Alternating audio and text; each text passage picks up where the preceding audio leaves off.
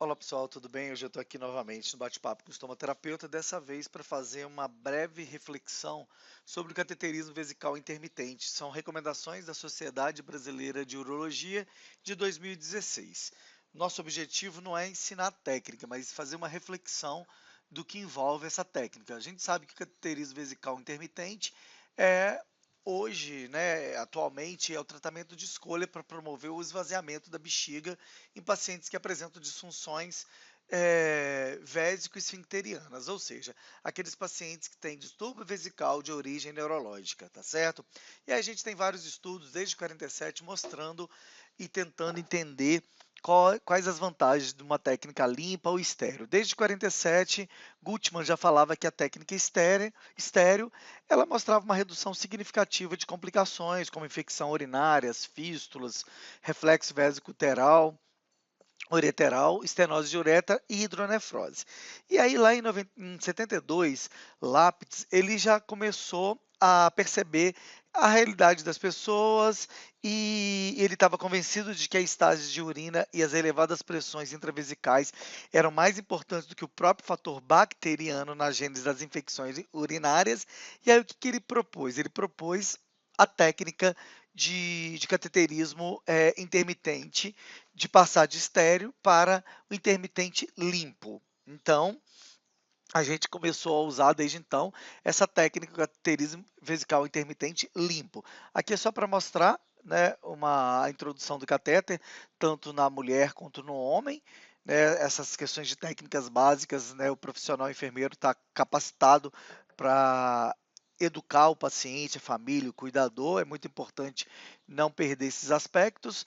E aí, qual o objetivo desse cateterismo? Manter a integridade anatômica e funcional do trato urinário superior, evitar infecções urinárias, promover melhora da qualidade de vida, né? Isso aí é um fator fundamental, porque vai dar maior independência com menor índice de complicações que o apresentado pelos catéteres de uso contínuo. Ou seja, usar um cateterismo vesical intermitente, ele é mais vantajoso do que o catéter vesical de demora.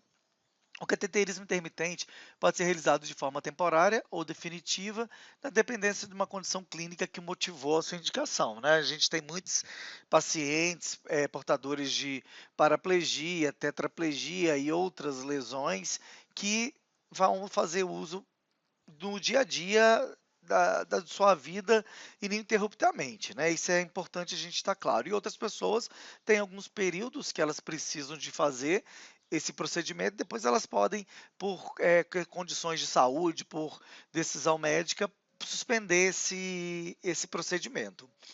E aí, quais as técnicas de cateterismo? Nós temos a estéreo, a séptica e a limpa. A estéreo, obviamente, envolvendo todos os materiais estéreis, o profissional paramentado, com máscara, gorro, antisséptico, uma limpeza bem feita da região genital, o lubrificante tem que ser estéreo, as luvas estéreis, todo o material, enfim, estéreo. Já a técnica séptica, nós vamos continuar usando antisséptico local e vamos usar luva. O catéter tem que ser de uso único e o lubrificante também estéreo. Já não precisa daquela questão toda de paramentação. Então a gente já tem uma flexibilização maior desse rigor de técnica que na estéreo envolve inclusive a paramentação. E na técnica limpa, nós vamos usar luvas de procedimento. Ou até mesmo é dispensado o caso de luvas, quando é o próprio paciente que vai fazer o autocateterismo, ele vai fazer uma higienização boa das mãos, que é extremamente importante, né? E vai fazer também a degermação, a limpeza não estéreo da área genital. O lubrificante também não precisa ser estéreo. Geralmente, quando ele se abre, né? Tem o exemplo tubo de xilocaína, abriu, ele não vai ser mais estéreo. Mas nessa técnica limpa é possível mantê-lo. E aí ela tem menos rigor. Então, todo vai se manter o procedimento de uma forma limpa, correta, porém, não vai precisar da obrigatoriedade de materiais estéreis, tá bom? E aí, qual a técnica usar? Técnica limpa ou asséptica? Então, a gente tem essas discussões, e é óbvio que no ambiente hospitalar, né?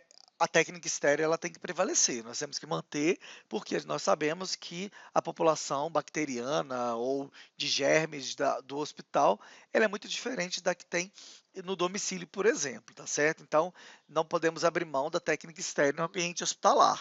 Já a técnica estéreo, ela também está indicada para pacientes que têm quadros neuropáticos imunossuprimidos, que tenham necessidades, tenham vulnerabilidade muito grande para processos infecciosos, e aí é importante usar a técnica estéreo. Só que a gente sabe que muitas vezes essa técnica não é seguida por questões de custos, e aí isso pode gerar um problema, né?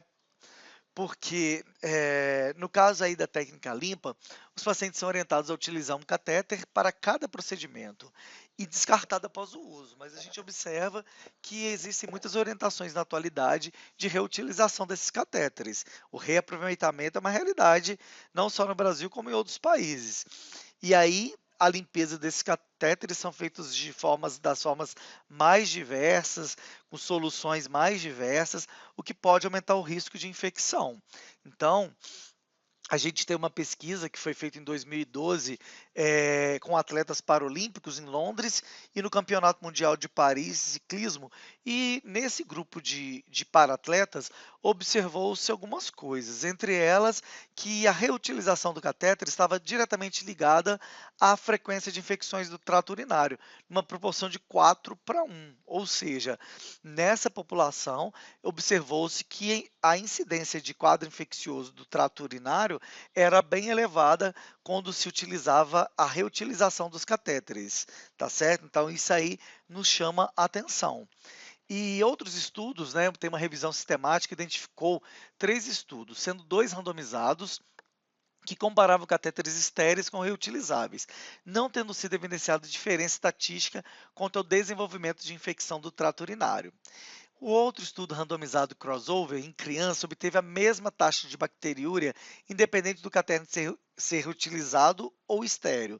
Entretanto, limitações metodológicas desses estudos não permitem conclusões mais definitivas. Então, os estudos ainda não têm tanta qualidade, porém, nós observamos na prática clínica, nas recomendações internacionais, que o uso do catéter estéreo ele é superior exatamente para prevenir as questões de infecção. E aí, quando a gente fala em tipos de catéteres, a gente tem de borracha, silicone, de látex, de plástico, vidro, metal, poliuretano. Então, nós temos uma série de produtos. A maioria dos catéteres necessita do uso de algum tipo de lubrificante para facilitar a introdução, para não criar trauma na uretra, né? E nos anos 80 surgiram os catéteres pré-lubrificados ou hidrofílicos. Esses catéteres têm mostrado um desempenho muito mais avançado, eles têm.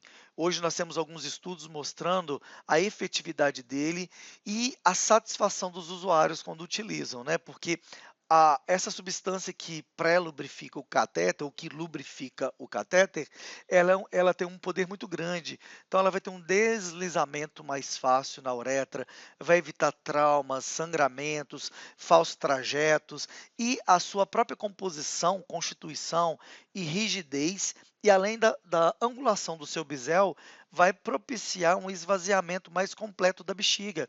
E a gente sabe que a infecção urinária de repetição está relacionada ao quê? Ao volume residual. Então, é esse esvaziamento inadequado da bexiga. Então, esses catéteres, além de não traumatizar a uretra, eles promovem um esvaziamento melhor e maior dessa bexiga e promove mais conforto pela própria facilidade do manuseio. Então, esses catéteres hidrofílicos foram desenvolvidos com esse objetivo, de facilitar a técnica do cateterismo vesical intermitente, proporcionar mais conforto ao paciente e, obviamente, reduzir índices de complicações. E aí eu já comecei a antecipar, né, as vantagens desses catéteres. Eles, né, têm grandes vantagens, se a gente for pensar na questão de qualidade de vida, apesar de ainda não ser altamente difundido, porque por questões de custos. Na verdade, se a gente fizer, né, a conta real disso, de infecção urinária, de trauma de uretra, de gasto com material, no final ele pode nos surpreender e ter um custo menor, principalmente quando se fala em qualidade de vida. Então, ele estaria indicado para grupos específicos de paciente, de pessoas, né, que, por exemplo, têm infecção urinária de repetição, 2, 3, 4, 5, 6 ao ano, pessoas que já têm hematúria, que têm traumas de uretra, então teriam grupos específicos para usar, tá? Mas eles vão fazer o quê? Menores índices de infecção urinária, inclusive na fase aguda de choque medular, e também reduz hematúria quando comparados aos catéteres normais de PVC. A percepção do paciente em relação a esse catéter já foi mostrada que eles têm uma aceitação maior, mas nós precisamos de estudos mais bem delineados e também alguns estudos, né, mostram menor incidência de infecção urinária e de hematúria nesses pacientes com o uso do catéter hidrofílico. Então, se a gente pensar na qualidade de vida, no custo de internação e até mesmo no custo dos materiais, o catéter hidrofílico pode nos surpreender. Aqui eu tenho duas imagens, né, que eu peguei em sites de busca desse catéter. Esse aqui é da marca Coloplast e mostrando que existem, né, catéteres para masculinos, femininos, de vários diâmetros, e existe aqui essa parte aqui, eu acho interessante mostrar esse anel. Ele permite acoplar em alguma superfície para facilitar, principalmente as pessoas que têm menor mobilidade, menor condição de manuseio desse produto. E obviamente a gente sabe que os catéteres eles variam em diâmetros, né? Então a gente tem de 6 a 12 para crianças, de 10 a 14 para homens, 10 a 16 para mulheres. A gente sabe que o 12 ele atende muito bem. Obviamente, se essa urina tiver piúrica ou com algum outro comprometimento, nós vamos precisar de calibres maiores, mas em geral o de 12 é suficiente, tá bom? E lembrar daquelas orientações básicas de lavagem de mãos, a questão da higienização do meato uretral, né, que é super importante, principalmente as pessoas que fazem o autocateterismo, elas têm que ter noção clara disso. Eh, Algumas pacientes do sexo feminino podem precisar de um espelho para favorecer a introdução do catéteres. Eles vão ser introduzidos na posição de melhor conforto, de melhor facilidade para essa pessoa, tá certo? E aí, no caso dos catéteres hidrofílicos, como eu disse, a embalagem plástica em questão estão que eles vêm contidos, evita o contato direto com o catéter, prevenindo contaminação. A frequência da realização do cateterismo vesical intermitente ela é determinada por estudos obtidos através do diário miccional, estudos urodinâmicos, né? Precisa de uma avaliação bem acurada para poder definir, e a gente sabe que hoje não deve ultrapassar 400 ml em cada drenagem.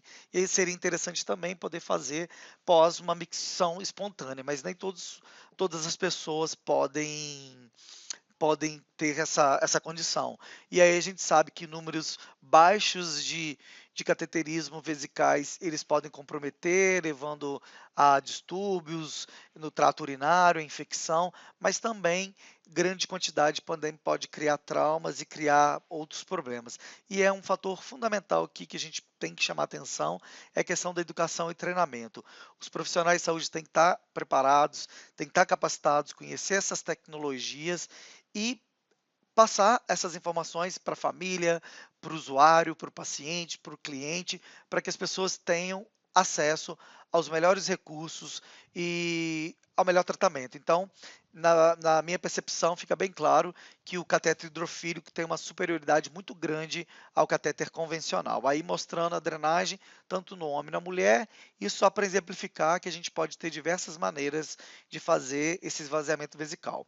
Então é isso. É uma conversa rápida, apenas para provocar e chamar atenção para esse assunto que é tão importante. Para quem gostou, favor curtir, compartilhar e me seguir nas redes sociais, bate-papo com estomaterapeuta, tanto no Facebook quanto no Instagram. Um grande abraço para todos e até a próxima.